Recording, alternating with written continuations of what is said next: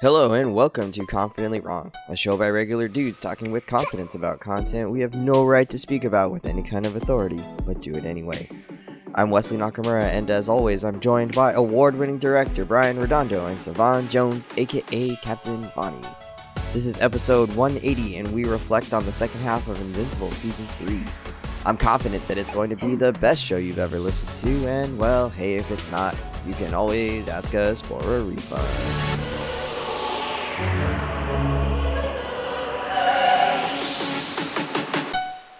Incredible! Hello, gentlemen. Welcome back. It's Confidently Wrong. It's been a minute since we've been all together. We had maybe Mardi 2 Gras. minutes. Yeah, 2 minutes. We had Mardi Gras going on. I was out of town last weekend. And Where were Brian, you, Wesley?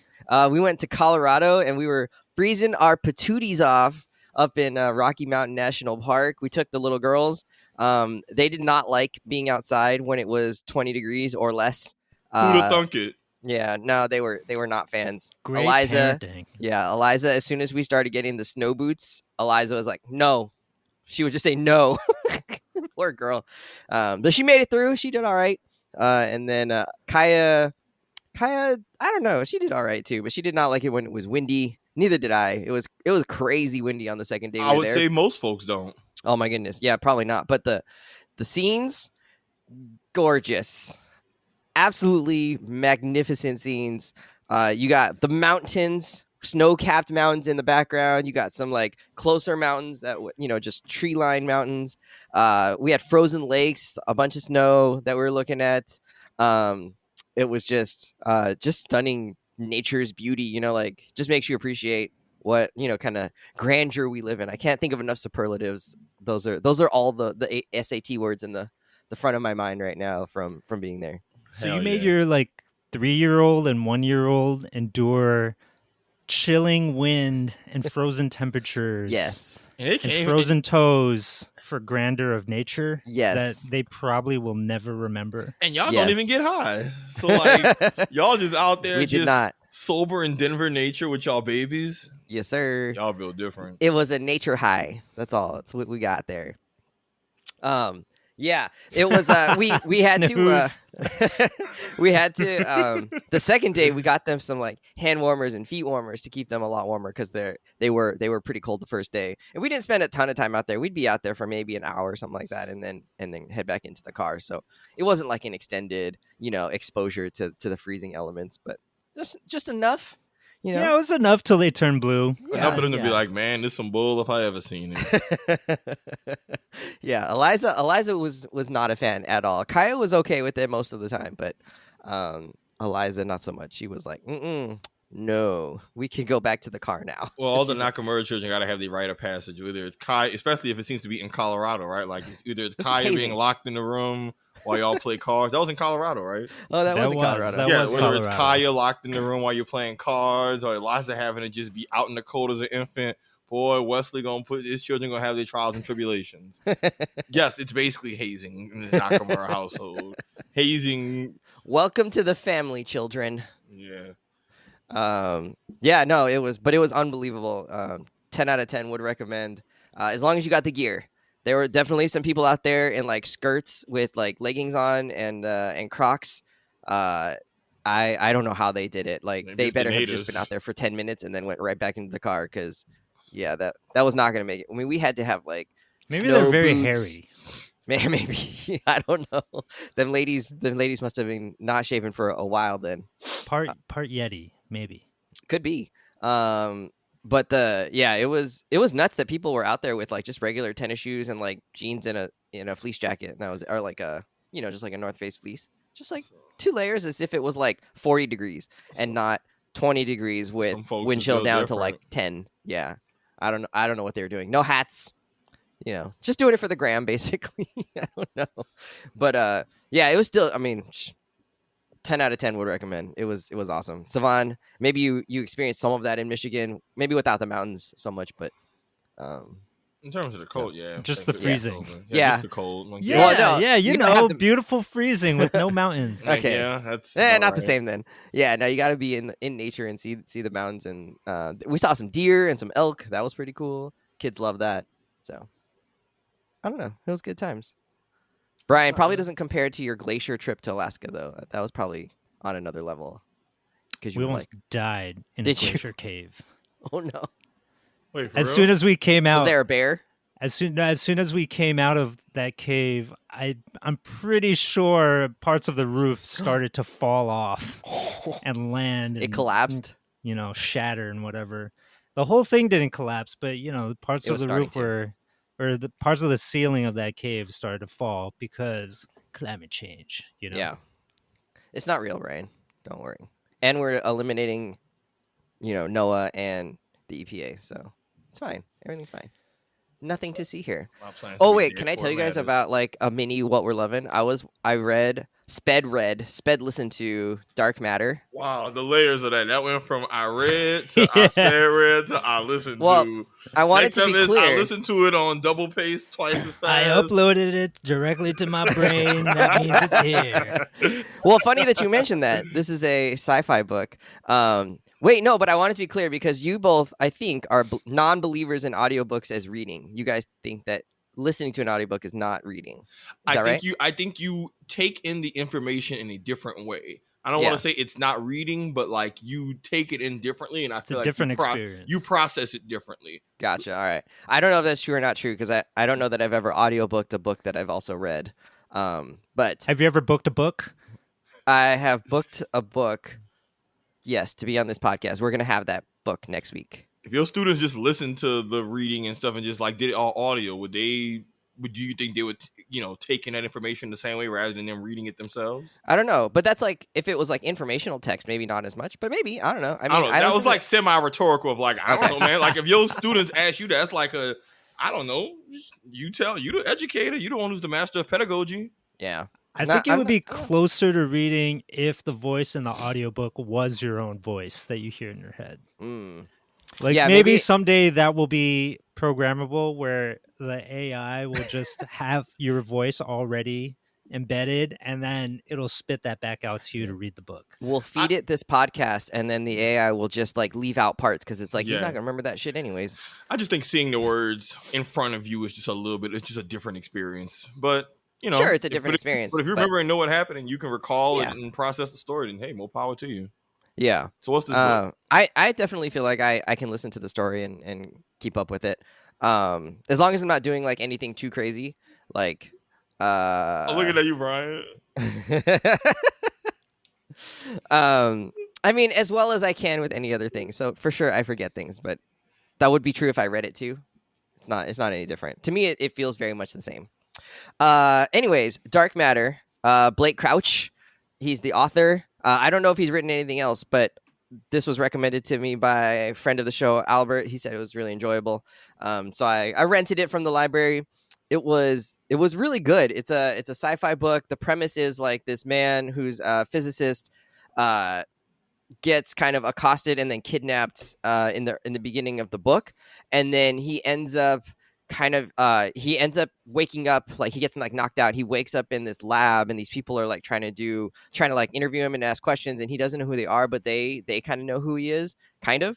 And he's trying to sort through like what the hell happened to him and why is he like here in this lab, and then the story progresses from there. So cool.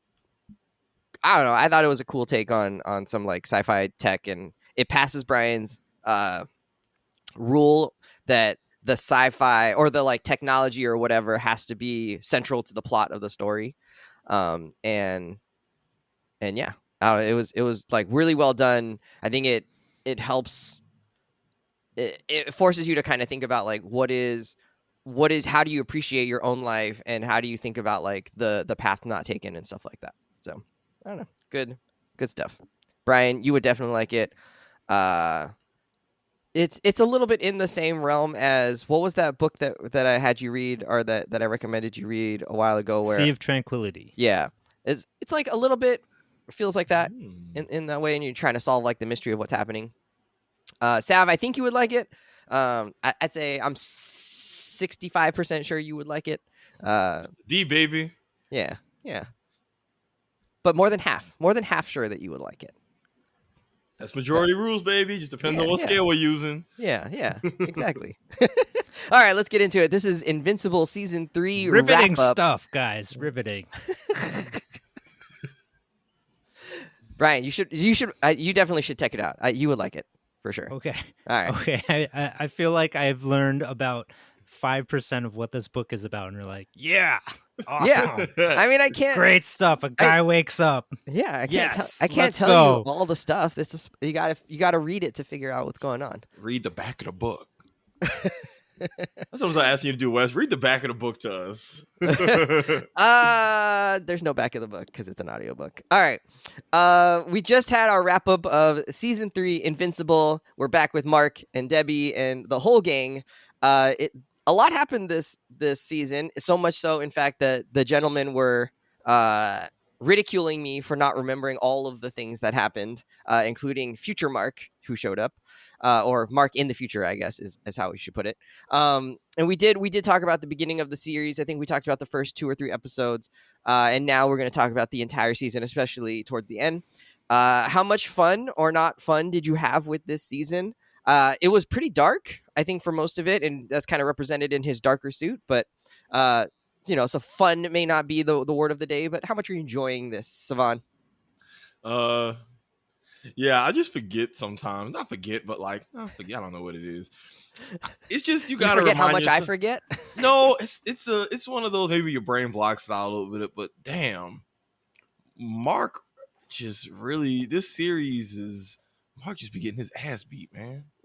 Yeah, like my son just cannot catch a break. Like, he is a jobber in his own series, and that's a rough place to be. And granted, I think he'll come out the end smelling like roses, but I'm enjoying the series quite a bit. Just like a lot of just dope shit is happening.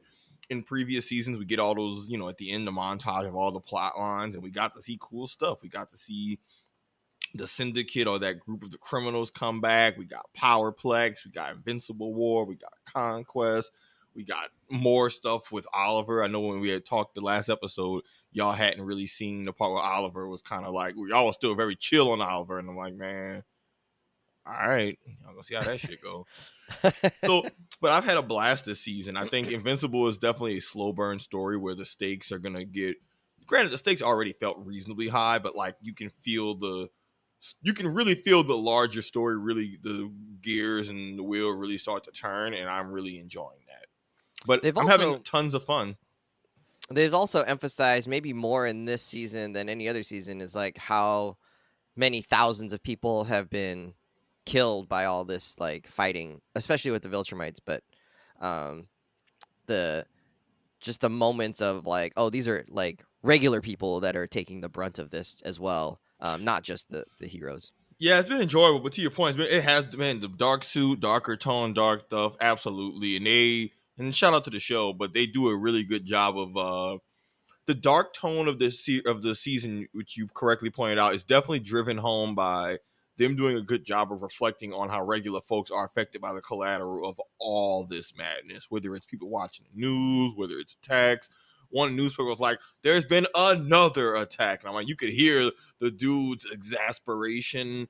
They've actually done a really good job of selling the darkness of the season by really doing a good job of showing how all this feels from not just the battered, tired superhero perspective like you see with Mark and Immortal and some others, and even like Omni-Man in his own arc, but also from regular people of Debbie, Paul, who's been a really big standout this season for me, and just even the news anchors, the Powerplex storyline. So yeah, really just kind of co-signing with the buildings, right? I mean, you're just seeing cityscapes of just collapsed skyscrapers. Oh no, the buildings. Yeah, but sometimes you can imagine how many people are in the buildings. I think here's the thing: lots of series, I think Superman, right? Man of Steel is probably the best example of you can have that city destruction, but how do you play it for? Are you playing it for just here's a bunch of like kaiju city destruction porn, or is it like, are they showing enough of the really uncomfortable human deaths for you to be like, yo, man, this isn't even like, oh, it's cool, look at all the stuff falling apart like a Godzilla movie. It's like, oh my God. There's people in that building, and Invincible's not afraid to emphasize, hey, they're a human. And like Conquest, when Conquest was destroying the city, they went out of their way to show, we know there's collateral folks dying in the background. We're not going to have it in the background. We're going to have it right in front of you to really let you know, hey, man, these people are dying. Yeah. But all that to say, it's a dark season and it's fun, but they've really driven home the dark tone through multiple angles, and it's very well done. Brian. I'm a big fan of Invincible. I love the comics. I love the series. The series is what got me into the comics, which I then went and read. So this season has been great to revisit a lot of storylines and plots that, I had put in the back of my mind, and it was a nice reminder to see them come alive again in this season. I will say though, as a season of a show, it has been a little bit tough to track because it does follow the comic book formatting so closely, actually, by jumping around into these little pockets of the Invincible world. And at times it did leave me a little bit not disoriented, but it kind of messes with the momentum. Like, I think we're very much conditioned for serialized television these days, and waiting for longer, the long story arc to carry through every single episode. And I don't think that necessarily happens in Invincible, though things really do take off in the last 3 episodes, right? Like, those things feel very much connected to each other. And so it's like, yeah, it's kind of a slow burn. Every individual episode is fun, but things don't really pop off until the last few episodes of the season. But I think those pay off really well. And as a whole, like, just as I mentioned, right, like, all the different pockets of the Invincible world are super interesting on their own because of all the places the writers and the show are willing to take these ideas, these comic booky ideas, but like really take them as far as they possibly can. And I think every time that Invincible does that, it just is another reminder of why this is such a worthwhile watch, like through and through. Like it just really like takes the genre to new places, I think. Mm-hmm. Question, Brian. So to your point about sometimes the main story, because I do agree, right? Like I feel like in Invincible, there's 3 main things happening. There's the larger Viltrumite plot, the overarching plot of that. Then there's whatever smaller pocket villain stories are happening. And then there's usually that, and then it kind of goes, that ties into basically I feel like any episode that's not moving the Viltrum plot forward tends to focus more on Earth stuff, but from Mark's character development perspective. So you're either developing Mark as a character, right, or even some of the more self-contained smaller stuff. It's more for just Mark to grow as a person and learn about the world rather than move the big Viltrum stuff forward. But like, all that to say, do you think that that's a critique of the series having so much going on? Do you think that's more about the mentality of how we consume TV? Or do you think maybe Invincible would benefit from having a few extra episodes in the season? Because 8 episodes, we've talked about for other shows, 8 episodes sometimes can feel like, hey, yo, we need more than that.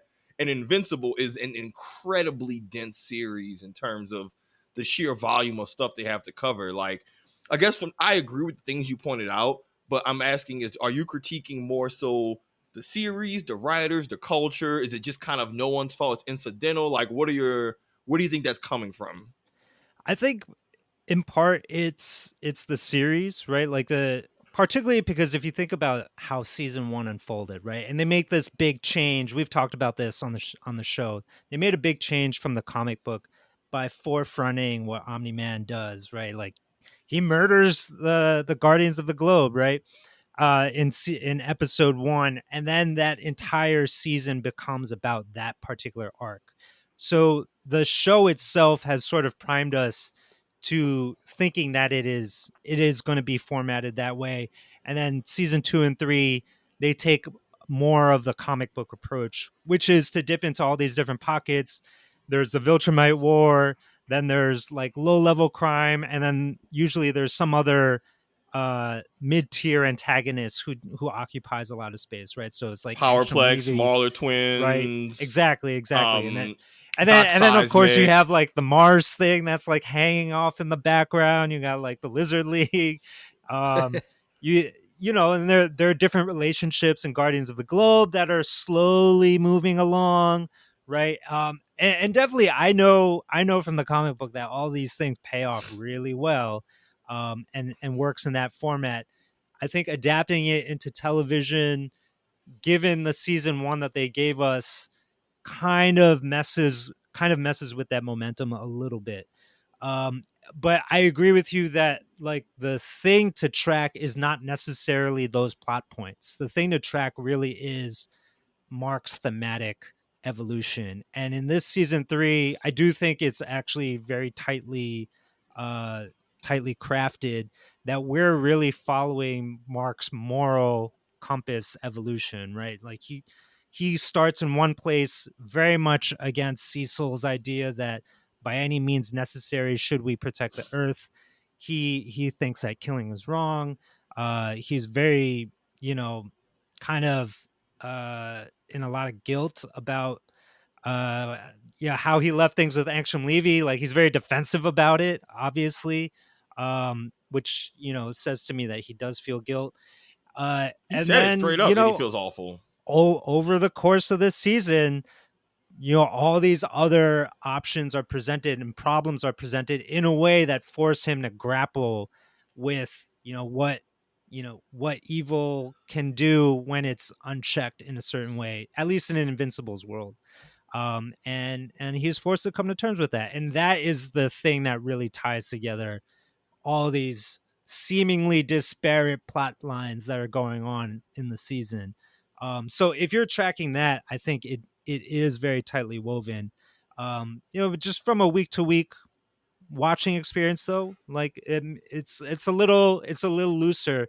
But I think I would encourage viewers, if anybody out there is like feeling that same way that I did, is to like really stick with it, because it will will pay dividends in the end. Yeah. So what you're saying is like Mark going to the future. Don't worry about the goofy kids with the kung fu and the dystopian exactly. future. Like that's and the Declaration of Independence. That's actually not what's important about this episode. It's about Mark having to reconcile with like, yo, what do you do when you have to kill and you have no other options? Like Immortal. The real thing was Immortal saying, you gotta kill me. And Mark even seeing himself earlier that episode, right, with the clothes, saying, dang, why do I look so miserable? It's like, because you're gonna be put into a corner and forced to kill somebody. So I agree, Brian. So yeah, I mean, I'm just going, I thank you for answering that response to my question. I appreciate your thoughts. You were very welcome. All right. Like Brian kind of alluded to, we are kind of jumping into different storylines a bunch, and sometimes there's like 3 or 4 things going on in any given episode. Was there any of the plot lines that you enjoyed the most or that stuck out to you the most as we kind of, maybe in the second half of the season? As a reminder, there's like Invincible War, where all the variants of Mark come to town, come to the world, come to Earth, and start causing a lot of mayhem. There's Conquest. And he comes in and pays havoc in episode, I think, 7 and 8. Powerplex. There's Nolan is still in prison with Alan, and kind of they do their best to break out. I think that was kind of the middle of the season. Yeah. We had some stuff going on with like Titan, the guy who can turn his skin into a stone, and his. I thought that was actually a really cool episode. Seeing his take on like what it means to be like a boss in his neighborhood and how he viewed it. It's kind of like Kingpin almost. It's another morality. It's another episode about the greatness of morality, right? Like even the previous season with Titan, his whole thing with Mark was to teach Mark the lesson of the greatness of the world. And lo and behold, we get him again, and he teaches him another lesson. Hey, shit's kind of great, Playboy. Yeah, for Tighten sure. out. The lower level henchmen, the 2 that are a couple that have hit hard times and forced into bank robbery just to get their asses beat. Yeah, that was sent to prison. I actually really like that. Nice. Brian, was anything that stuck out to you? I mean, the one I just mentioned, I think was like a great moment. But Powerplex, man, like that one episode by itself. It's great that we see him in subsequent episodes, but that one main episode of his where you get introduced to him, the ending of that, his family, right? Like his, what was it? His niece, and sister died because of the Omni-Man fight with Invincible, and he cannot forgive them. He's got to he's got to get justice. And you know, he kind of says it like that. Justice. The best part is getting away with it. Yeah, he's so angry, and of course it's none other than Jesse Pinkman who voices him. Aaron Paul. Aaron Paul from Breaking Bad. You know, I just really needed him at one point to like hit Mark with an energy blast and be like, listen, bitch. like you're going to get this. You couldn't do it because he's too busy crying. Yeah, because he's having a full-on meltdown. Too busy barbecuing his own wife and kid. Oh my god, that was horrendous. That was horrendous. Yeah, when I saw the preview for Powerplex, I was like, "Oh boy, so we're getting this one, huh?" Okay. Yeah, absolutely, absolutely. Boy. I think that is such a key storyline, and clearly something that Mark carries with him ever since that happens. Mm-hmm. So that was one of the standout, if not the most standout, plots for me, for sure. I like that one. Sav. Oof. All right. There's a lot of obvious answers I can give, but I'm going to give a less obvious answer. I've said this before. I'm going to do it again. I love what they do with Debbie in this series. I love that she really like romance. Not even the romance. I just really like that they make You're in your relationship phase. No, but I like that they make her the non-powered, grounded human character in all of this world of madness and bullshit. And I like that they really keep her being like an emotional rock within the story. Like, despite all of this, she's still the rock of the family, supporting Mark, supporting Oliver, still trying to have her life together with Paul. I've talked about how Paul actually is a character who I'm a really big fan of. I really like how they've written his character of just being someone who balances out Debbie and can just help ground that entire effing family. And even just the idea of like, Debbie's putting so much of this family on her back. She deserves happiness too. And just, Invincible just does a really good job of frankly portraying that family dynamic between Mark and his mom, and now even Oliver and Eve being the girlfriend who's close and they cool with the family. Like, that really, when they're having those moments in the house, I'm like, this is how a lot of real families feel and operate. And TV can do a bad job of making a family feel like, hey, this is how real people interact with each other. But I don't know. I've just really appreciated that, because similar to the whole thing about the moral stuff, Debbie's also a key part in Mark's character development in terms of grounding him and all of that. So when you think about how Mark the character develops, Debbie's a key part, and I've enjoyed her scenes. But I particularly enjoyed Debbie being like so knowledgeable of all the superhero world stuff, and then during Invincible War, Paul saying, "Yo, man, let's get the F out of here. One of them could just come back to this house." And she's like, "No," and he's like, "Yes." And lo and behold, Paul absolutely saved, Debbie's life. I think those were like the less sexy, big superhero fight in your face moments, but like, Invincible, in my opinion, is carried by its writing and character interactions as much as its action. So if you didn't have that, I think the action later would fall flat or the stakes wouldn't feel as good. So, props to them for having the stakes of the story increase, but the human moments are really good. And actually, same thing for Eve too. Like, I was always kind of neutral about Eve in the comics. I never disliked her, but she was never one of my favorite characters. The show, whether it's voice acting or just expanding on scenes, but like, I like the way the main characters all support each other emotionally in their times of need, and it's an underrated element of the show. And again, when people are getting chopped in half and their brains smashed in, it makes it hit a little harder because you've actually grown attached to the characters rather than just a pinata waiting to get busted open. It's like, no, if they are, damn it, they made you care about the pinata first. We're getting grown man takes today, man. Hey, but I could give the obvious answer, and then I'll talk more about Conquest later because I have thoughts about him, good thoughts. But all right, those are my favorite moments. I would pick Conquest as like the most interesting, not plot line because it's not really a plot line, but just like the most interesting moments of the end of the season or the second half of the season, because it's the one you remember. Maybe is that why? But that's important. So it just happened.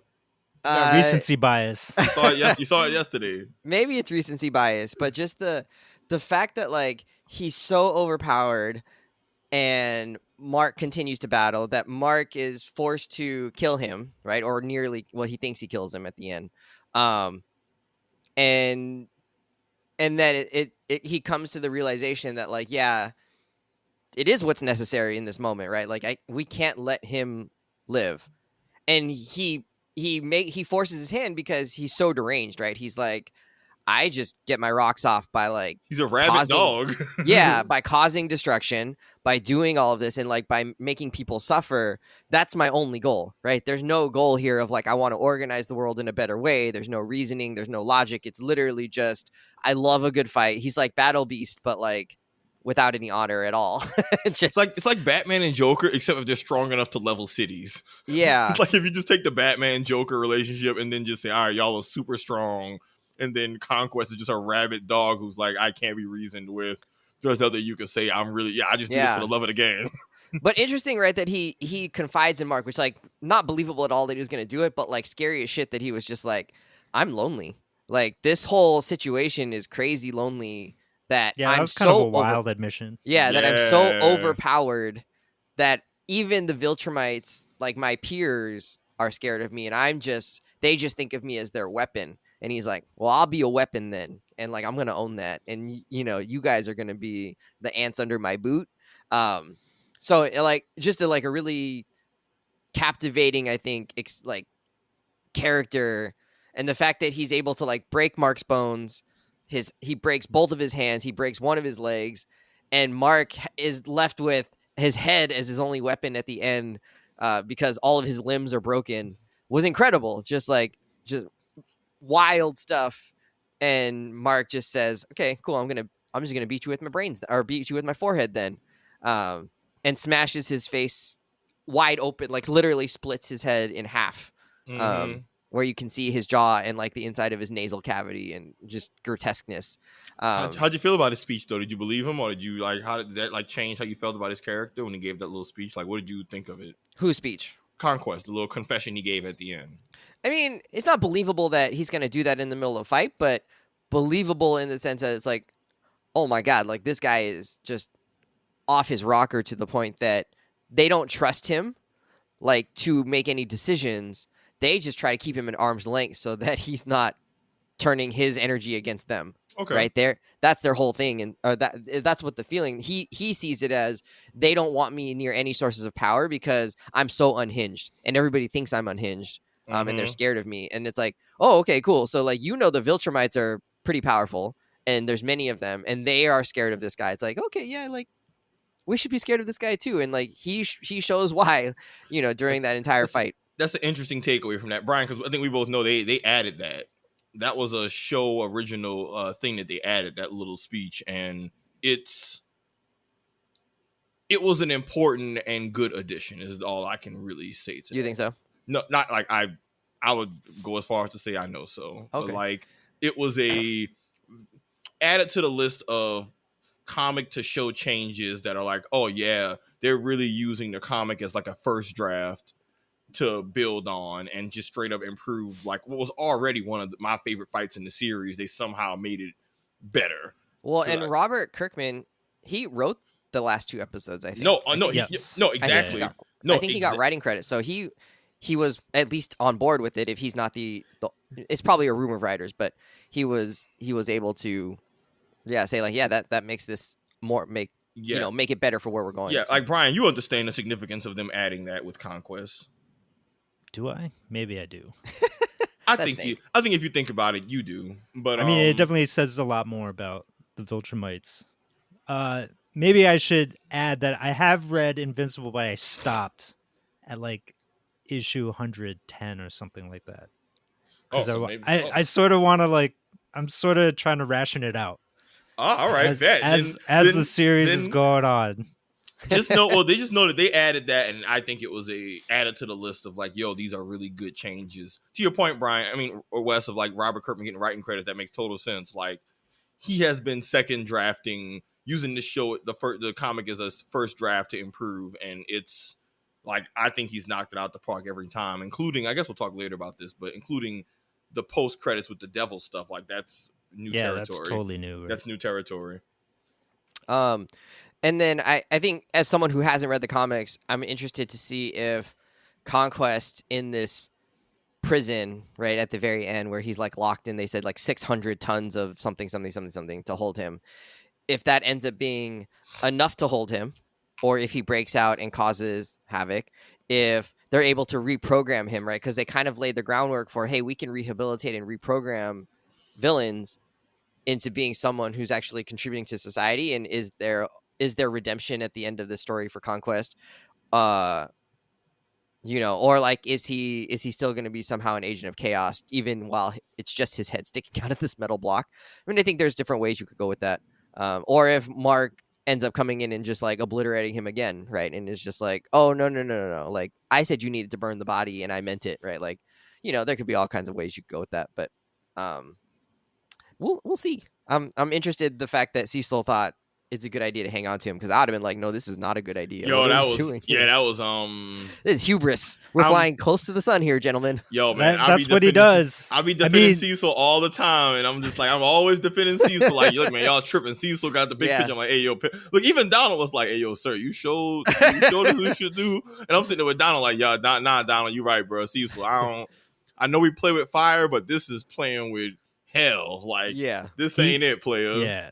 He can't bet 1,000, right? Wait, the other thing is the thing with the demon at the end. So this is like spoilers, I guess. But do you guys think that Demon Darkblood? Yeah, he said there is one you can inhabit, right, or something like that.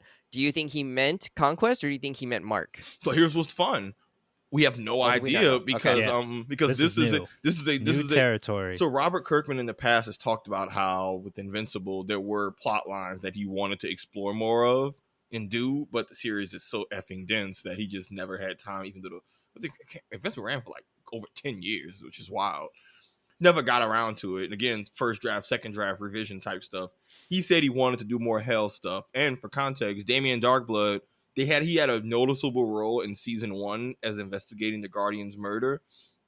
In the comic, there's not even that. He's nowhere near that, yeah. I think the joke is that he finds out Omni-Man killed the Guardians, but it's played as a laugh for like a half panel, because by the time he brings it up, everyone already knows that, and Omni-Man's already like the story has progressed to where that's not. It's like if he came and said that, and it's halfway through season 2, it's like, that's all you get of Darkblood. So all the Darkblood season 1 stuff was already like really, really new territory, and they're expanding on it. So all that to say, Robert Kirkman wanted to do an Invincible Hell arc. He had mentioned like he had wanted to do it, just never had time to get around to it. So this is going to be fun because we have zero idea. Is it Conquest? His body? Is it Invincible? Is it maybe something with Darkwing in it? It could be a bazillion different answers, and we have no idea who. And that's frankly very exciting. Nice. I like that. I love that for you, because it'd be kind of a bummer if everything was just like on beats exactly the same as it was in the comics for you, I think, as someone who already read it. I mean, I wouldn't mind, because I'm in that, like, I'm in that firmly in the, I'm not here. I mean, they're going to change stuff anyway, and I'll be surprised, but I'm here more so to see it brought to life. All right.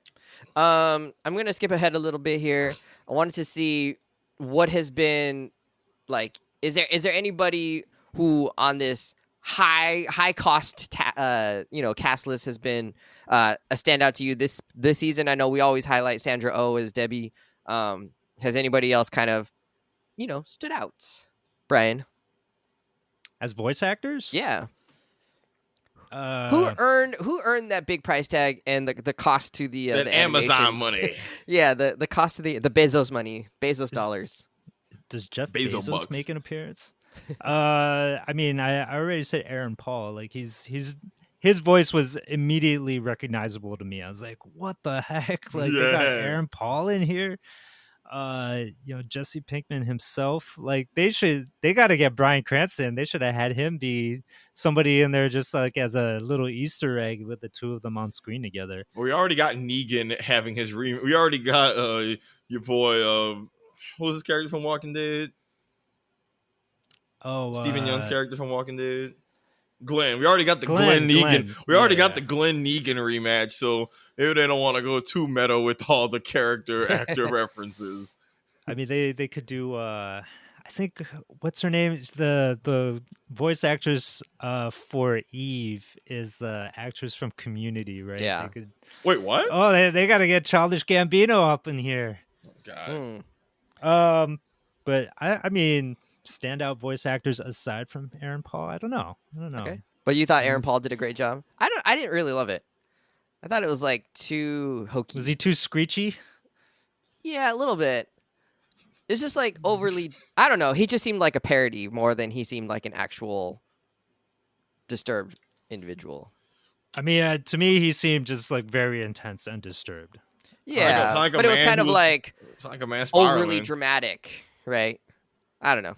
I mean, they clearly directed him to do it that way because that's how they went with it. But I don't know. I thought it could have been more just like seething anger rather than like, ha, I will make him pay. It's just like very Shakespearean. Well, I mean, I think that's part of what Invincible does, though, is like play with these superhero tropes, right? Gotcha. And villains like that. Like the Invincible thing, the Invincible title card, like the title card when he did the Invincible title card like 5 times in that conversation. That was kind of so. They're taking that kind of crazy supervillain who's like, you will rue the day you ever met me, right? But then actually developing a backstory for him that gives reason to why somebody might behave that way. The whole time I was feeling bad. I think it's really interesting. Yeah, exactly. And he barbecues his family. Like horrible. What could be worse? Like, oh my God. But the other standout is Steven Yeun himself. And I can't believe we are only bringing up the Invincible Award just now, right? Like he played all the other Invincibles that show up, which is a crazy effing episode. Actually, to me, that like might actually be like the true standout. It was just sort of the obvious thing that I didn't want to point out. But then, when they have that circle of Invincibles, right, and they're talking about why they're all here, why they even agreed to join Angstrom Levy, and like some of them are like, I miss mom, and or one of them was like, I miss my old buddy from high school, William, right? And like to suggest that they had like a more romantic relationship in their universe, and then another Invincible who's completely nihilistic and just wants to kill, right? And so I think showing that range, that one like childish Invincible that fought against like either the Guardians or the Teens or the Titans, who was just cackling the whole time. Yeah, right. Yeah. Like very different take on him. Yeah, agreed, 100% that. Yeah, the voice acting there was definitely something to make note of, and how different he made all those Invincibles feel. Mm-hmm. The serious Omni-Man looking one who's all stoic and he was kind of bored. Like, it's like cursing doesn't make you cool. Yeah. And the other one who's just dropping F-bombs, F off. Yeah, no. I'm gonna have to. I want to say, well, okay, I have 2. Jeffrey Dean Morgan, just for the work he did as Conquest. I've said before, Conquest is probably one of my favorite characters in the series. I was like the moment when he floats down at the end of the Invincible. I've been waiting on that moment for quite some time, and they fully delivered. I always envisioned him, Conquest, the character, sounding like Cotton Hill. Hank Hill's dad from King of the Hill. Just I don't know that. Oh, none of y'all watch King of the Hill? Sorry. Well, he's Damn just Bobby. It's a reference for you. Whatever. He's just crazy. F you. Kendall, crazy. Kendall will get it. Just this crazy army guy. But Jeffrey D. Morgan really sold just him being. I like that they always portray the Viltrumites as being psychopaths and violent and insane, but in an extremely calm, buttoned up way. Yeah, he's a little more subdued than you might imagine. Yeah, but but not in terms of his actions, in terms of how he talks. But I like how they kind of can keep that consistent. The Viltrumites are always very well spoken. They always like enunciate and they're very clear and deliberate with their talking. And it kind of almost fits that same vibe of how they fight, right? It's very just efficient, cold, not superfluous. Yeah. They somehow balance him. They go up for the knockout punch right away. They're not like toying with their food. A little bit, maybe, but Conquest, like he does it, but he's also being serious at the same time. I don't know. It's hard to put into words, but just the way they did the balancing of like the choreography of the fighting style and just Jeffrey D. Morgan's like just performance, the whole "I'm lonely" speech. I thought that was great.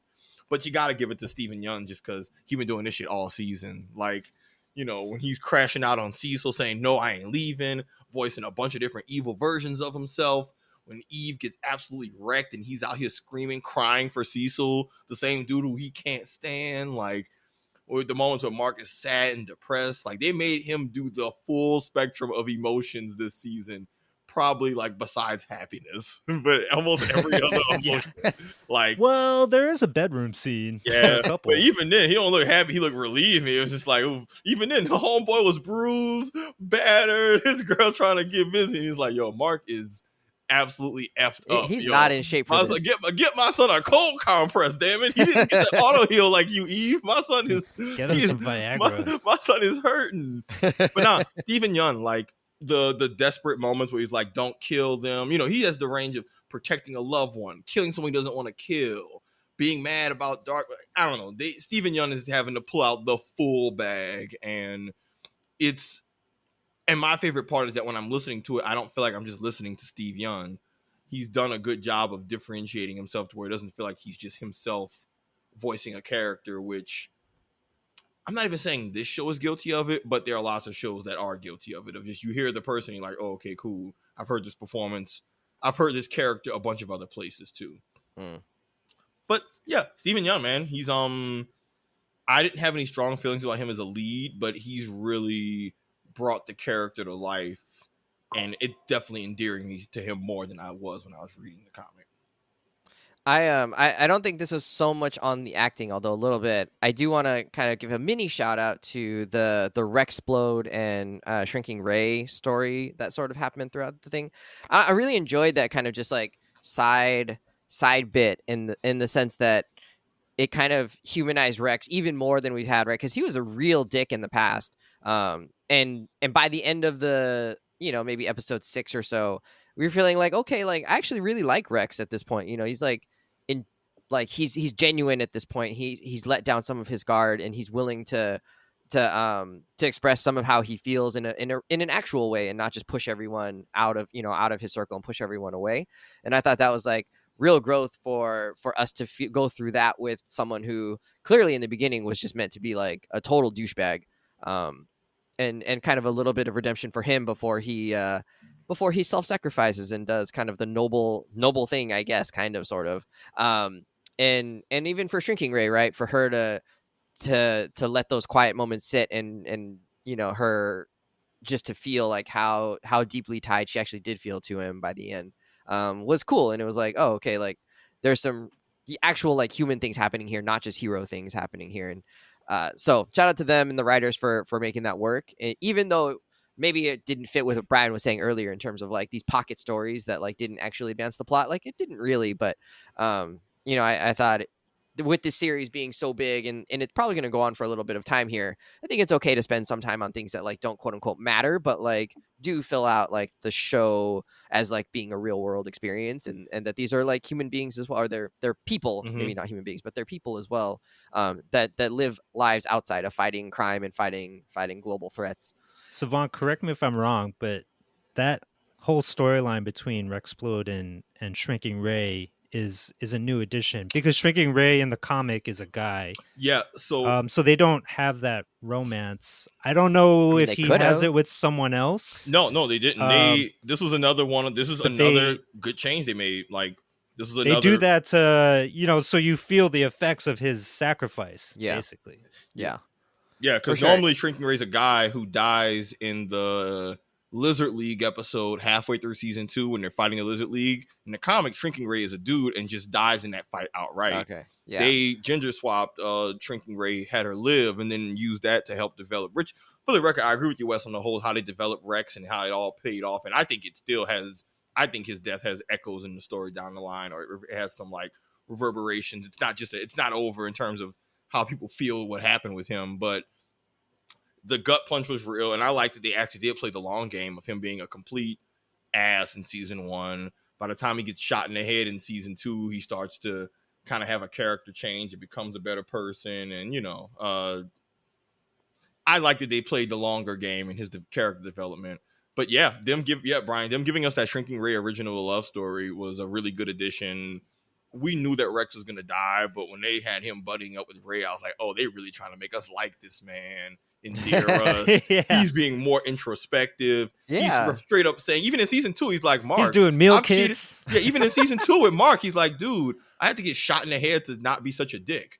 Beginning of season 3, him and Mark are like buddies. They homies fighting the people. He's saying, yo, man, you need to get with Eve. Yeah, that was my ex who I was shitty too, but y'all are perfect. Like, they really making him likable, and it just, like in the comics, I was sad when Rex died. In the show, I was like, I knew he was gonna die, and I was like, man, y'all really some asses for making me care. Because in the comic, they don't develop it as much. It's one of those, okay, a named character kind of has to die, and they didn't give us a lot of reason to care heavily about Rex. They really made us give a damn. And yeah, this man learned to cook. He was on the up and up. He was about to hit his like peak, and we learned about his childhood, right? And then even Rex though, and even honestly for Rex, even though he didn't talk with other characters about it, it does open an interesting convo, right? Of balancing characters in the show, balancing their superhero lives with their regular person lives and deserving happiness. And Rex was kind of a tragic character in that he never had a choice. Yeah. Right. Like he never, he says, all I had was this, and he kind of doesn't know how to let it go. So it's almost it's tragic in a sense too. And, you know, again, I'm curious to see if the show will, man, they need to give us a Rexplode backstory episode like they did for Eve. They need to get that. Yeah, seriously. Oh my God. Speaking of childhoods though, Multi-Paul showing up here, and then how he escaped from prison or tried to escape from prison. That was awesome. Oh my God. I was like, no, this is not. Oh no, he's gonna no. And then he was so close. I thought he was gonna do it. Oh, that was a scene for the ages of grotesqueness. Just I did not want to keep watching. Yeah, that was hard. Did you love him just like filling the room with himself till it burst? Awful. Yeah. That was so gross, but I mean, cool. Like very, very cool use of the character. Just so gross. Yeah, that's what I'm saying. Invincible will take the concept to its logical extreme, and it's awesome. All right. So speaking of, the Invincible where we're seeing a bunch of marks and maybe even Multi-Paul where we're seeing very many Multi-Pauls. What would happen if you were in a room full of variants of yourself? Are you the good you? Are you the evil you? Are you the old-timey black noir you? Like what how would you exist in this room looking at yourself but in different versions of yourself? Sav, I want to know, how do you see yourself in this situation if you come face to face with other yous? Like, I would think you would try and kill them because you're not about to have somebody else steal your drip, and your swag. Is this a fight or fuck question? Whoa. What? No. Like what happened? No. That's like a classic, like we're just saying if you were in this episode, Wes, I will answer your question. Or you going wait, but you could be like, yo, these are all my homies. We're going to the bar, like we're gonna hanging out to the club. Like you could do that too. I mean, that's an option. I don't think you have to end it with a night of Netflix and chill, but you do you, I guess. No, I'm pretty sure if I was in a situation where I had to meet a bunch of kill them all. I wouldn't be able to kill them because I think I honestly think I'd probably be the soft variant. Think about how angry you get when somebody else plays Rampart in Apex. And you're just like, no, I'm snuffing this motherfucker out. But ultimately, I feel like I'm going to try and take the high road. Somewhere in the multiverse, there's low road, Savon, and that's not a good, I feel like I pathologically try to take the high road, even to my detriment. All right. But somewhere in the multiverse, there's low road, Savon, and that's that's somebody who... You got to disable him right away. Yeah, it's just like, oh no, I feel like any alternate versions of me will be less soft than me, and I feel like that would just mean any other maybe more negative sides of myself or inhibitions I have would be like, yo, we're all worse off for this.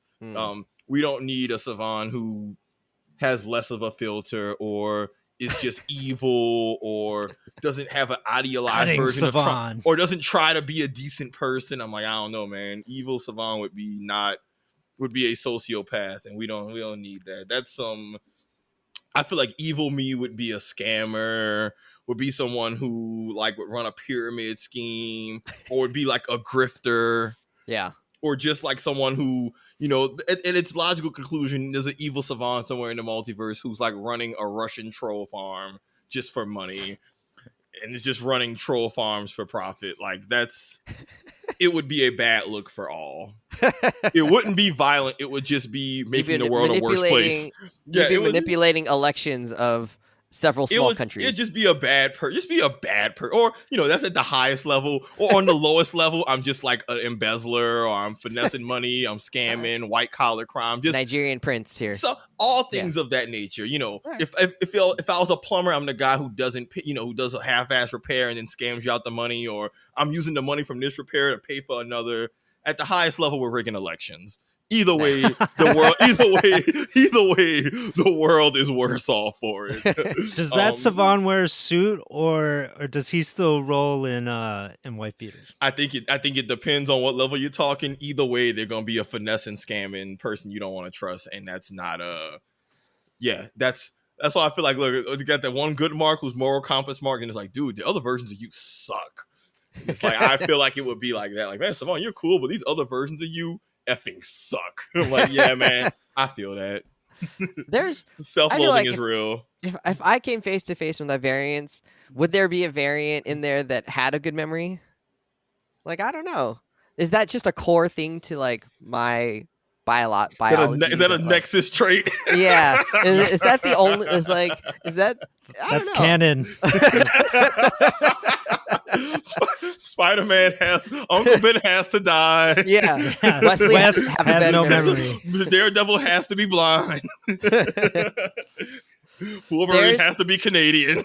I'm trying to think, like, what would my variants be? Like, there might be like a Dr. Wesley in there. Like, there was a time I wanted to go to med school. There would be a and then maybe you'd be married to a teacher. Yeah, okay, I can see that. There'd be a me that like didn't meet Jen or didn't marry Jen, right? Like maybe she never transferred to Texas or from Texas to Penn. What would it be if I didn't meet Brian? Would I be better or worse off in my life? No, I'd be worse off for sure not having met Brian. Yeah, there'd be no podcast. There'd be no podcast. Yeah, we could be out living our lives outside of the inside, which would just be out exploring and adventuring outside. No, we'd be playing video games probably. Wes, I think your variance would be you would have to be the. There's a basketball version. You would be the lead. You would be the better version of your variance. I feel like your variance would either. Like you have a actual like strong like moral compass and actually have like grounding foundational beliefs in terms of how you move through the world. Like that's a pretty big deal. Yeah. So I feel like some of your variants, if they're just weaker in that, you would have to just like be their leader or I feel like if you met a bunch of variants of yourself, you would ultimately become like their teacher. And just have to like be like educate this is not yourselves. How we do things. I believe in growth mindset. You all can grow as individuals. Yeah, maybe I'd have to lead them in that way. I think. Maybe there's a city councilor, Wes. A city council. Yeah, that could be right. Like running for a seat on the city council. If all that sort of like moral compass stuff went in that direction. It could be. But like there's a version of me with like a traumatic childhood, right? Who doesn't develop that and then ends up. Wes, I think all your variants. Wes. I think all your variants are like all pretty decent though. Like hopefully, like Wes, I think the worst version of you would just be like a troll. Which is not terrible. But like I don't think there's major crimes. Yeah, like I don't think there's a multiverse where there's an alternate path where Wes just becomes an absolute like murderer or something. Or is out here just on the streets gangbanging. Like I feel like that's like Wes has a strong enough. Wes has a strong enough foundation to. They got small gangsters. Don't let that stop them.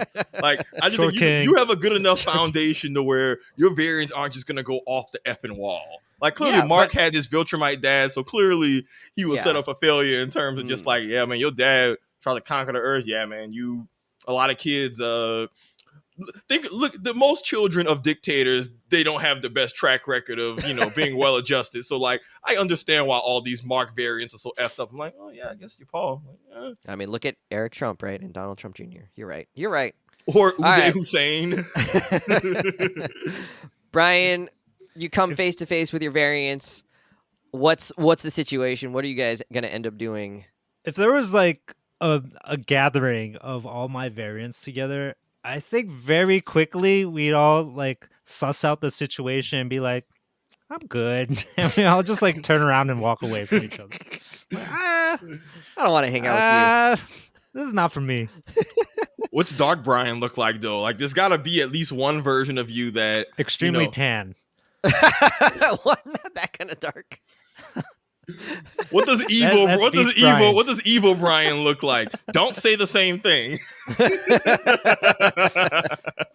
I think evil Brian is also probably an addict of some sort, and like really into a lot of indulgences. Like tattoos and cigarettes, like tattoos, cigarettes. You got even longer hair, leather jacket, alcohol. Like chasing after things he shouldn't be chasing after. And living that life. That's not necessarily evil. I think that's just a lot of vices. Where does that Brian spend most of his time? At the villain bar known as the Undertow. A lot of time in bars, nightclubs, things like that. Yeah. That is a only awake at night, Brian. I was wondering if you were like, I'm going to be spending all my time in like Monte Carlo or some place glamorous, or if you're going to be like in the back streets of some South American country, Bolivia or something like that, just hiding out. Maybe hiding out in Thailand with the rest of White Lotus cast. Yeah, there's definitely a rocker Madripoor, Mm-hmm. In my multiverse of Brian's, I feel like it's a bunch of different versions of you that all pursue, like, I guess in my mind, the nerdsy arts side of you is there regardless. So it's different. So it's different. So it's different variations of like, okay, right now we have DJ Brian. Right now we have like, we have. I wish. Right now we have like, that spark died a long time ago. We have married film director Brian doing his thing. Well put together, got his button-up shirt on in the morning and all that shit. But there's a version of you with like long flowing hair, tattoos. Yo, there's surfing Brian out there. There's surfing Brian. Oh, for sure. Just out there for Nirvana. Brian. There's gutter punk Brian. There's a Brian who's just got, like the spiked boots and he ripped up leathers and he's just like a punk Brian. Oh, I like that. Yeah, there's definitely a spider punk out there. Yes, yeah. There's B-boy Brian who's still just breakdancing in New York and he's the old head who never left the scene. There's spray paint. That's this Brian. Yeah, but there we go. Look, there's graffiti Brian who's probably spray painting under pretty much there's like some Mark Echo variant. Brian's pretty healthy. I feel like this Brian's pretty healthy. He eats pretty well, but I feel like there's a version of Brian that just like gorges on like tuna or like turkey sandwiches all the time. Yeah, and he's just like really large, and he's just always scarfing down a sandwich or a cheesesteak or something like that. Look, Brian, respectfully, you look like someone. I know you probably don't, but you can give the look of someone who smokes cigarettes. I don't smoke cigarettes. For sure. But if I did smoke cigarettes, I would go up to you and be like, "Hey, yo, man, do you have a cigarette?" And I'd be like, "Of course, bro, I got you." Yeah, like I said, I see you. There's a version of you with just a leather jacket and a guitar, maybe like a little silver streak in the long hair. There might be a party promoter version. Yeah. So I guess evil Brian is just like the scumbag within the local art scene. Kind of. He has a bunch of unpaid invoices. He never cash out that dude to cover for the booking fee for that show. So got an Instagram post putting your face up saying, "Don't do business with this guy. He owes me $1,000 and 50 comments saying you too." There's a startup CEO Brian in there too somewhere. Oh yeah, there's a lot of, but yeah. So I guess evil Brian would just be the guy who's just bad his for the employees. Culture. Make more money. Then there's what evil. Are you an we idiot? need more efficiency. Then there's evil Hollywood exec Brian, the Brian who made it to the top, who's just the sellout. Look, if the evil for me is like Steve Bannon, then evil you is like, well, Michael Bay. Michael Bay. We'll say that. All right, yeah. I was trying to put your name with other people. I was like, okay, I don't know who's bad, but in a funny bad, not all bad. But yes. All right. Michael Bay. That was good. Let's wrap it up. How do you feel about this series? Are you ready for more Invincible? Are there any questions you have moving forward? Sav, you kind of mentioned that you feel like it's starting to diverge a little bit from where the comics are going. Are you excited for that? Or you got any predictions on it? Basically, what are we looking forward to going forward with this series? Are you in? Are you out? Are you you want to wait and see? Sav, where you at?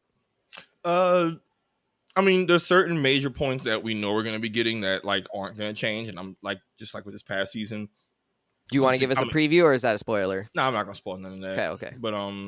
But just know that, because no. Could you imagine having Invincible War spoiled? Like, just gotta ride the shit out. No, but there's just a lot of more dope stuff. The stakes of the plot, I think, are gonna ramp up. I actually don't think this show, to me, hinges on like not knowing what's coming. Like, you could have told me all the things that happened in this thing and it would have still been pretty enjoyable. I mean, yeah, granted, like, there's a few things that maybe, but like, even the Invincible War, I would have just been like, oh, that sounds awesome. Like, let's see what happens, right? Like, some of this is more just in like the how does it play out area area for me. So I actually don't think, for me, all of this stuff has been like crazy, like, oh my God, I can't believe that like this happened. It's more like, wow, like, that was cool in the way that they pulled that off. I think it's a little bit of both. I think Invincible, at least for me, has had twists and surprises that have been way better than a lot of other things I've read and watched. So it's like hey man, sometimes like it's nice to go in stuff blind and just not know what's up. That being said, the stuff that I know we're getting, I'm excited for. And the fact they've been doing other stuff, the fact they did the Conquest stuff justice makes me feel even better of like, cool, all my other favorite moments later, they're going to absolutely knock it out of the park.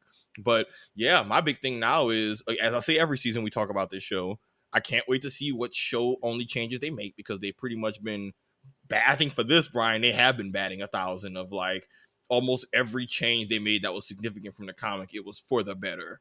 I pretty much almost 100%. I have no disagreements on that. So I'm excited for that, because that always keeps me on my toes. And then Robert Kirkman's using this as a second draft to explore stuff he couldn't before. So if we're going to just get a hell arc, I don't know what the hell is going to happen, no pun intended, that's fun, because now I'm getting that great blend, right, of a familiar story where I know the broad strokes, but then within the finer details, there's still new things to excite you on top of just bringing it to life and the adaptation to screen being well done. So I'm excited. I love this series. I've been having a blast. And I'm glad that folks who have never read the comic are watching this show, and it's already starting to move into their upper echelon of like, oh, this is one of my favorite shows. Now that we're 3 seasons in, and you can really start to get a feel of how you feel about the series, rather than just, a couple a one-off season or so. But I'm excited. At first, I wasn't really excited about the idea of the Sequids making a reappearance. It's tricky because there isn't much to like humanize them or understand them, right? Like, they're just parasites and they take over, and yeah, they like want something, but the individuals that they take over are just passive victims at that point. And so like, yeah, killing them is like bad, and so like, I guess it prevents some kind of moral quandary. It's like, if you kill the individual, you're killing the person that had nothing to do with it.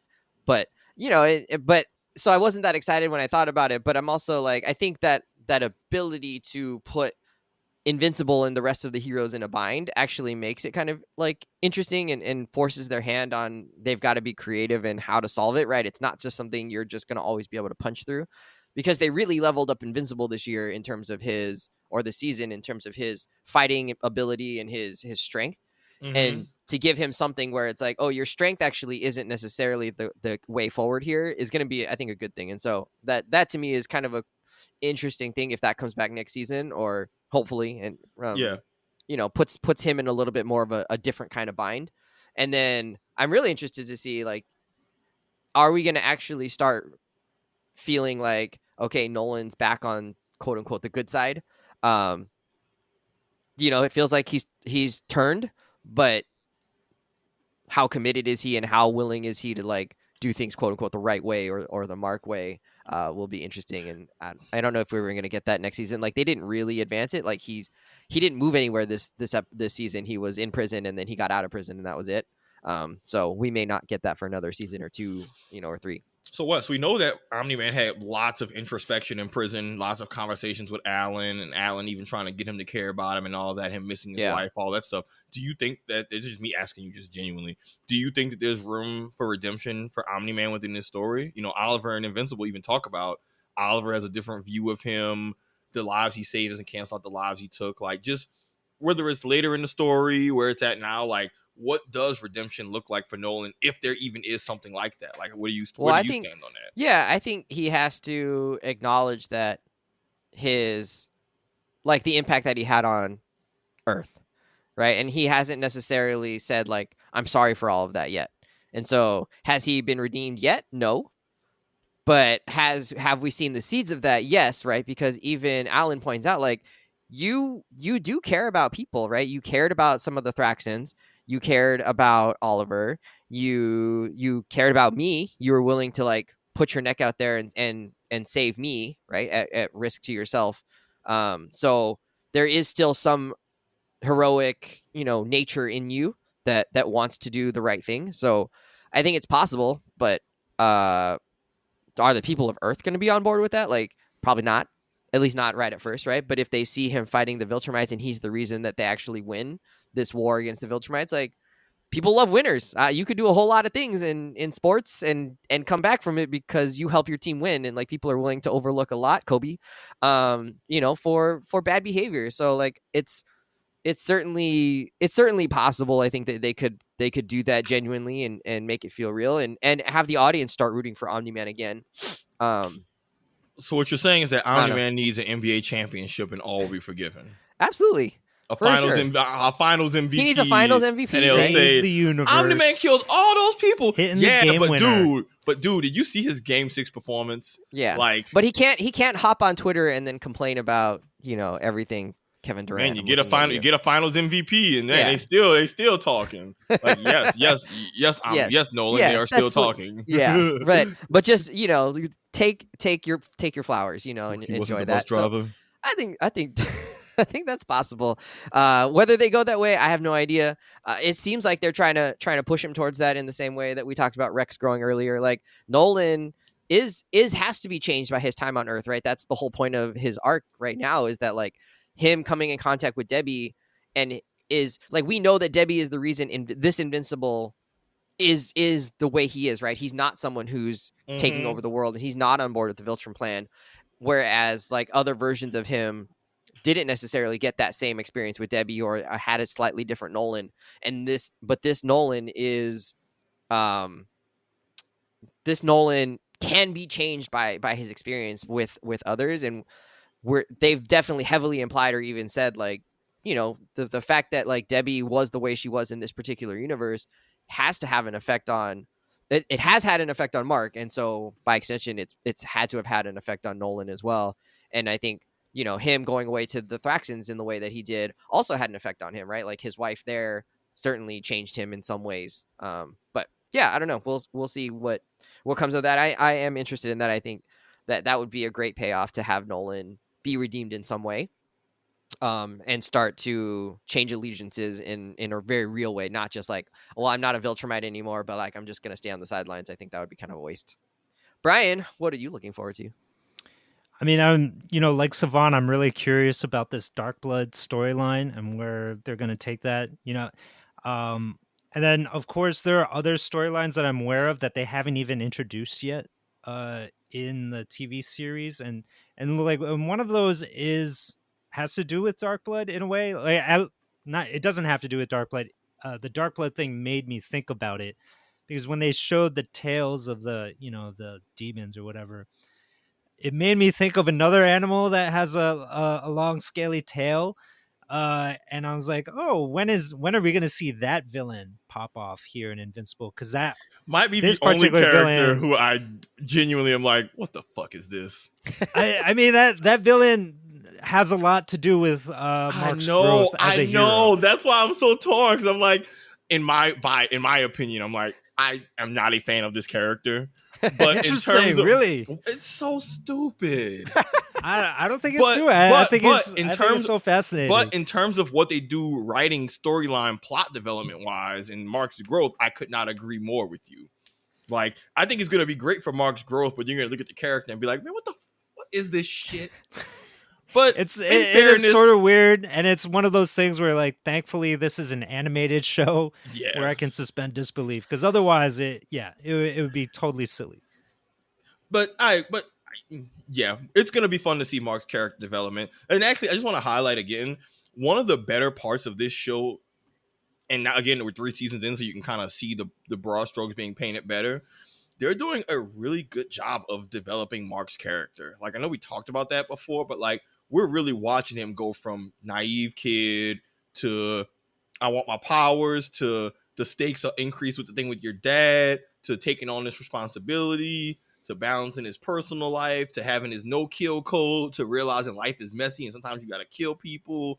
Like, it's been 3 seasons. Mark has been through a lot, and the show has done a good job of making sure that even though Mark is getting his ass whooped a lot, he is legitimately gets a lesson out of every ass whooping. Like, right?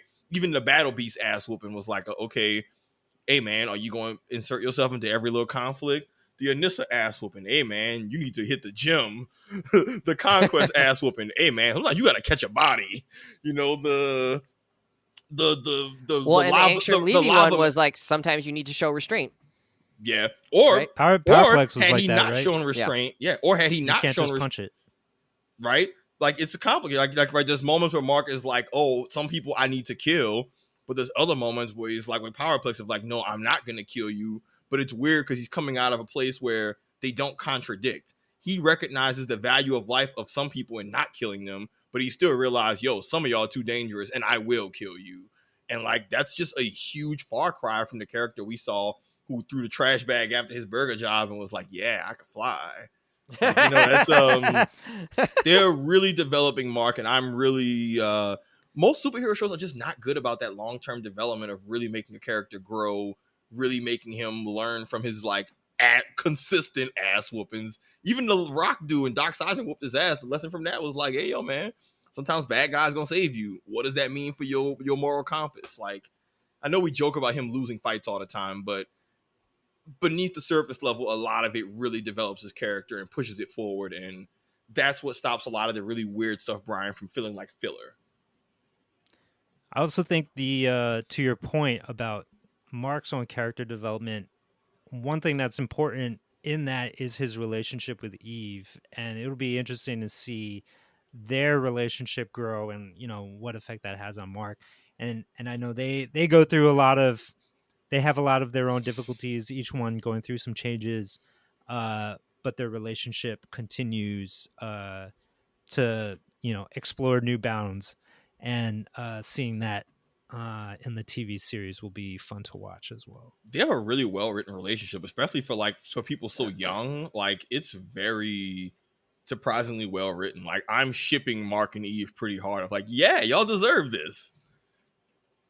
Yeah. Oh, you hating Wes hates her. Oh, get the hell out of here. Wes hates love. That's not true. I love love stories, but I preferred Zazie Beetz. But yeah, I really liked him with Amber much better than him with. It was never gonna work. Yeah, that's fine. I agree. She got Viltrumites just pulling up on her calf. She's like, yo, man, I'll kill your girl. I'm like, all right, well. Yeah, she's totally with someone that's better for her, and he's with someone that's better for him. Which also glad they wrote out that storyline with Amber, too. I think they took that out. I'm glad they did that. I don't know. We don't have to get into it. I've just not been into the Mark Eve thing as much, but maybe that feels like it's just a betrayal of like Mark and Amber, which we never really got to see like really blossom, right? And they never maybe got a shot at it. That was the point. Oh, yeah. The point was that Mark gotta save the world, and Viltrumites come hating. They at dinner, Viltrumite's like, yo, man, I'm gonna kill your girl. But like those problems don't go away with Eve. I know, like, yeah, she's a superhero, so she can like protect herself. They kind of do. No, Eve but literally died and came back to life and saved battle. Mark. Yeah, but it's also like he's still having to like be a hero and taking time. Like, part of it was that he wasn't getting to spend much time with Amber, and it's like, well, why isn't that a problem with Eve? It's still the same problem. Because it's Mo Cheeks versus Pau Gasol. Like, it's just levels to. Even though Mark's still the superstar of the team, like, it's better that he got someone who at least can be a star next to him in a secondary role, but that's rather not than a G League player, rather than the equipment manager. That's not the same as spending time with each other, right? And having that. Well, she's time. not stuck at college, and with the inability to fly over to Mark at a moment's notice. Yeah, they have a superhero business together. Like, they can spend time because the whole point is that they can spend time because their worlds are compatible. Eve taking the classes to learn about her powers and build stuff on the side, but other than that, she was living in her treehouse, going around just doing shit. Mark dropped out. They live together. They run a business together. Like, that would have never worked with Amber because she's not a hero. Like, they run their personal life, they run the business together, and then, like I said, she saved him from conquest. She came in and threw some hands. Mark was about to get work, came back to life.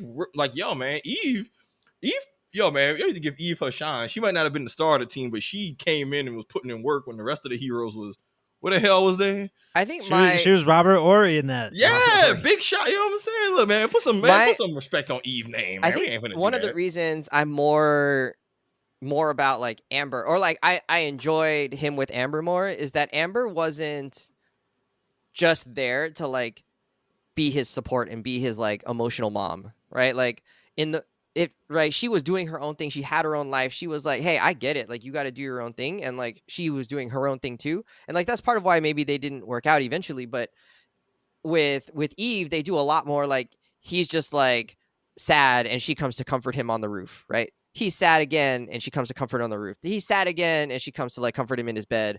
He needs help with the fight and she comes and helps with the fight and gets fucked up by it, right? Like, Wes does not like when Mark is sad. He was saying that season too. Mark being sad all season. His daddy tried to kill him. No, but like her role is much more like I'm the caretaker of Mark than it is about like I'm my own person and Mark supports me as well. Like, in what ways has Mark supported her this season? None. He sat by her bed when she got destroyed. I don't know. I mean, like, okay, good job. But that's it. Mark was so distraught by her that the world was ending, and my son was absolutely stuck. Yeah, Brian, I don't know. This is the ice cold take. Let's just wrap it. There's nothing to be. You don't think the level we of spent support so much on Eve's unbalanced? backstory and with her family, and you feel like it's unbalanced? I think it's unbalanced. She got a special. Of, like, their relationship with each other. I think you just have a problem with their relationship in that it's not up to par with how you want relationships to be. Maybe. I don't know. That was nice. Props to you for that one. Yeah. I mean, look, that's what I like about Eve. She going to architecture school, got her college classes, working shit out with her family. Mark was still supporting. She is the one that is running more, the business. She is in more control of her life, right? Yeah. Like, so that is the thing that she is bringing to the relationship. And Mark is the one who's a mess. And that's why his relationship with Amber doesn't work, right? Like, maybe they're both figuring like, themselves why are out. those not the like same problems here? Because Eve is in control of her life. I just said it. Oh, well, I thought you meant that Mark was not in control of his life as a comparison. And it's like, yeah. But no, not as a comparison. That together it makes sense why that's happening, right? And it'll come full circle, man. Yeah, that's the other thing. They've only been together for like how relationships work. Somebody's trying to build a career. The other person's got their back while that happens. Yeah, Mark got family drama. What are you arguing about? You're married to a doctor. Like, same difference. It ebbs and flows. That being said, we have plenty of more time for them to have relationship stuff, and like, yeah, man, stop hating on Mark and Eve, man. I don't usually be out here shipping people. Most relationships, I'm like, man, get that shit out of here. If we redid my Valentine's episode thing from a year ago and I talked about couples, I should have put Mark and Eve in the thing of like, this is a couple I ship. No, wrong. Anyways, whatever. We can wrap it. Mark needs to get end it there. Yeah. All right. Friends, we're out of here. Your homework. Next show, we're going to talk about Daredevil Born Again. So we're enjoying and looking forward to that. Daredevil returns. Matt Murdock, played by Charlie Cox. Kind of a throwback to the old Netflix show. Certainly, we've talked about that a little bit. So does it hold up? When we talked about this earlier this year, we said that this was one of the ones that we were looking forward to the most out of all the shows that we were going to see and the movies that we're going to see. So, or at least I did. I don't want to speak for both of you. I don't remember, but this is one of the ones I thought was going to be pretty good. And so we'll talk about whether it's been living up to the internal mental hype I built up for this or not. So friends, we're out of here. See you later. Bye.